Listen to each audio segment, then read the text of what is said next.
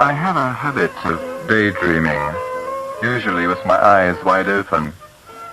I remember a particularly heavy trip, as you might say, during my national service. I was a private in the Royal Army Pay Corps, bonking forms in a pay office at Footscray in Kent. It must have been the rhythmical, soporific beat as I bonked away hour after hour. One day I was forced back to reality by someone snapping his fingers in my face. It was my sergeant. My entire pay section had stopped work to watch. I could hardly explain that I had been catching trains. Perhaps you wonder where I am, sitting, gazing vacantly. I'm packing cases in my brain and racing off to railway stations, seething with activity to catch a train.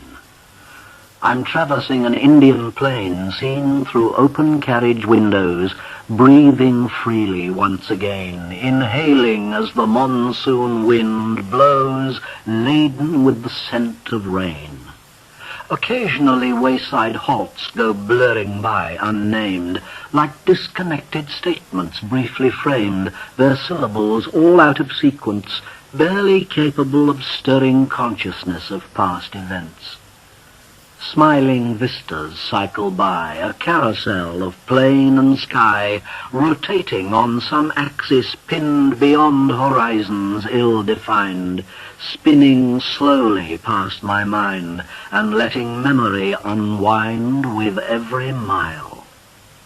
Don't flag me down when you see me aboard or pull the safety cord that brings me to a standstill. Let me linger, if you will, and pass me tea with bread and butter only when I reach Calcutta.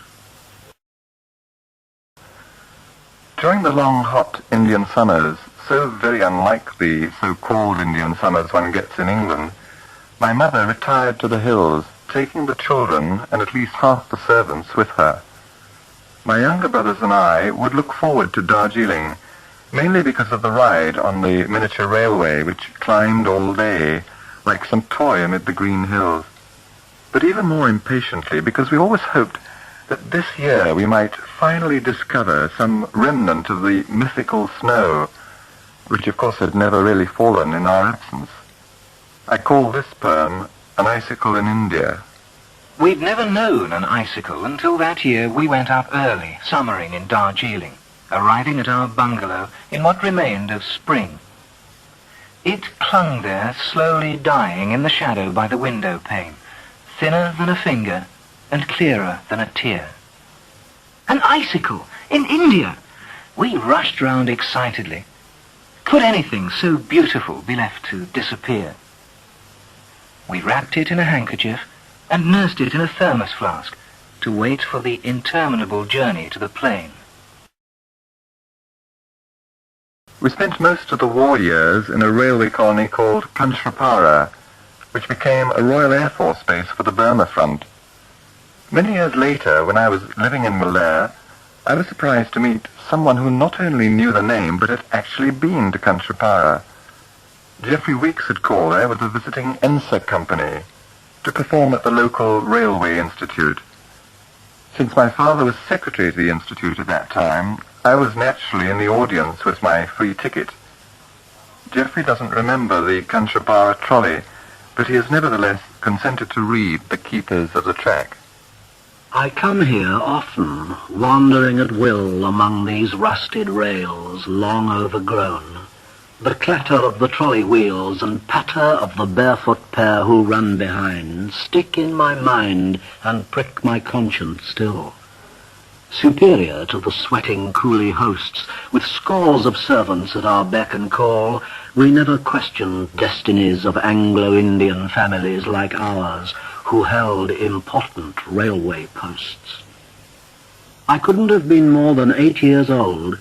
My solar topi, like some badge of rank, unconsciously instilled in me authority to oversee a servile race that knew its place and did what it was told.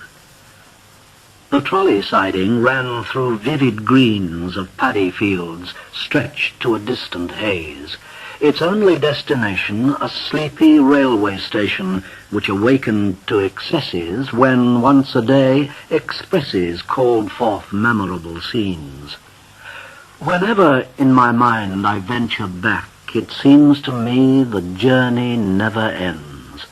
The silent pair who run behind, propelling me, and interrupt their loping strides with buffer rides, are keepers of the track. And nothing I can say will break their gait. I sit there rigid on my little bench.